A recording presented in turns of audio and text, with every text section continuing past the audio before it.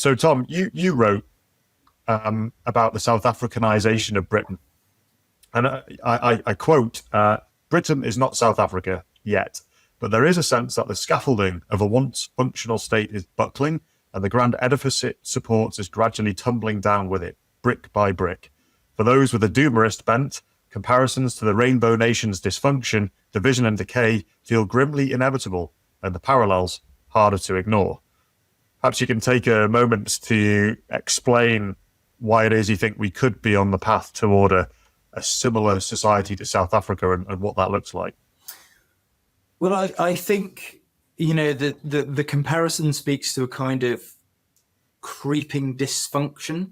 South Africa used to be a first world nation. It is now one of the most dangerous nations in the world. It is essentially, it's gone backwards from I think the Lee Kuan Yew book is from third world to first world, right? Well, South Africa's done the opposite. They've gone from first to third.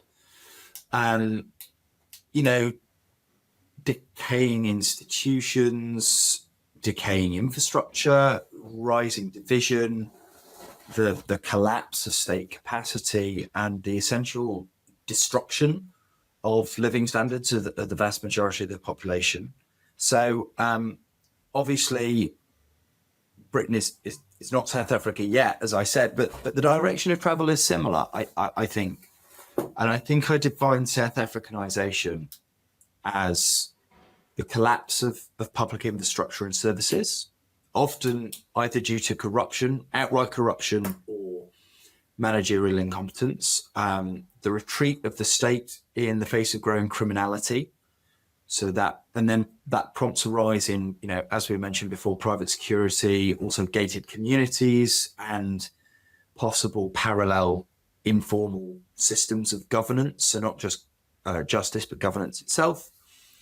Communalist politics, drawn along ethnic, racial, or religious lines, and increased social stratification. So with an increasingly kind of detached elite that's able to escape the inexorable collapse of the baseline quality of life. And obviously following on from all this, a real kind of disillusionment with formal politics, and kind of radical political apathy. And I think those are the trends that we're heading towards. And interestingly, you kind of mentioned UK aesthetics, and a lot of these conversations going on the online right. And I think you are right, because the online right is probably they're probably the only people who are doing any interesting ingenuity of thinking about British politics at the minute, probably for the last 10, 15 years. And UK aesthetics is interesting because it's clearly trying to define a sense that we are a new nation. We are no longer, the Great Britain that, say, somebody like John Major presided over, but we are measurably something new, or there is a new nation developing within us. And I think that's basically what kind of South Africanization leads into. But as I say, it's interesting that this is a online right phenomenon, but it's not limited to that. So I think Wolfgang Streeck, the Marxist historian, has been predicting the kind of collapse of capitalism for quite a while, and his projection for what that looks like is not that dissimilar to South Africanization. It's kind of the development of it's a bit more kind of a neo-feudalism, like a development of local warlords and things like that, and obviously he believes that's driven by the collapse of capital, and I believe that's being driven by other things. But I think that it's interesting that we both have the same direction of travel, at least. So yeah, I think South Africanization is. I think it's more than a metaphor, is what I would say. I think it's probably a process, and it's certainly one that's already begun.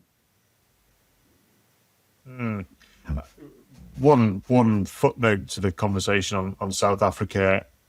Whilst we've alluded to the online right being noticers of things, and that's what they build much of the content on. It's noticing the change in something, sometimes even without commentary. It's just here's an image, and you can see that this isn't what it once was. Is the likes of you and others who are not just online personalities. You're out there. You've got jobs. You do actual online. Political work as a terminally online, yeah. but also dealing with real flesh and blood people on a day to day. So you do have you're touching grass, as it were.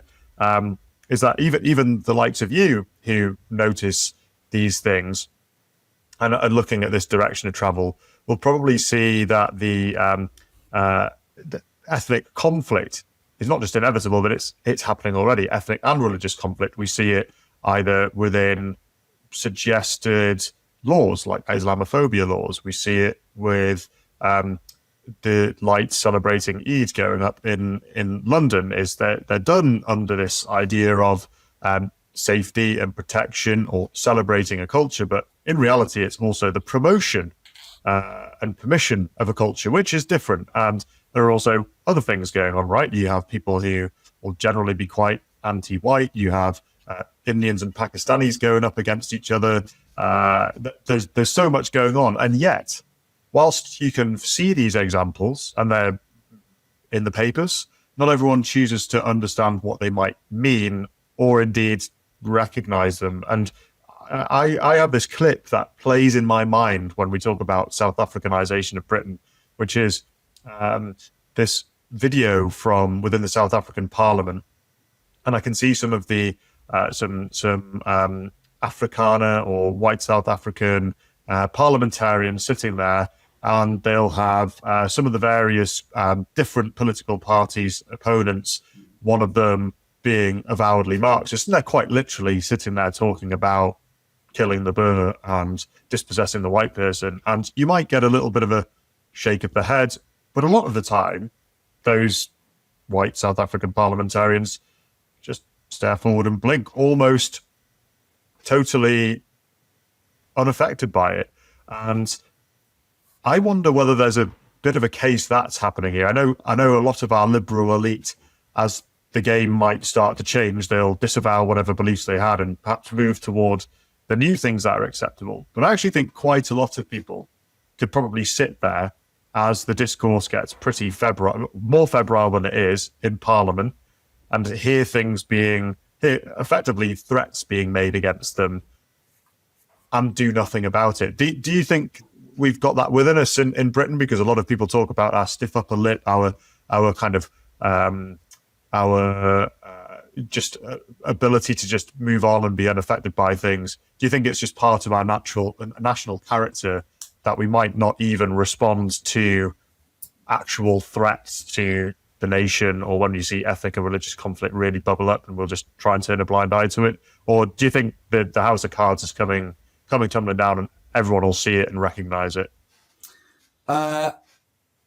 Yes, I think basically everyone will see it and recognize it. I've written an article about this recently that said that Britain is heading towards a system of neocommunalism. So obviously, I call it neocommunalism because rather than it being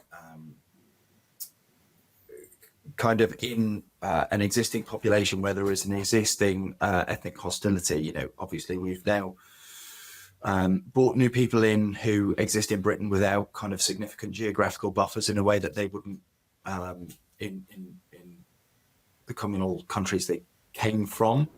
I think that the article I wrote was based around the Lee Kuan Yew quote that in a multi-ethnic society, all political loyalties eventually devolve down to the ethnicity. And I think probably the key word in there that I always draw out is the word all. So it's all political loyalties, and that has two meanings. So for a start, it means all groups. So I think you are you can use the examples of Gaza and the Leicester cricket riots. You can mention also in the same breath Southport and Ballymena as examples of communal violence on behalf of the white community. And I think we're going to be seeing probably a lot more of that, actually, for various reasons. Had the India-Pakistan war flared up this summer, and thank God it didn't, I think we could have had some very, very significant violence. And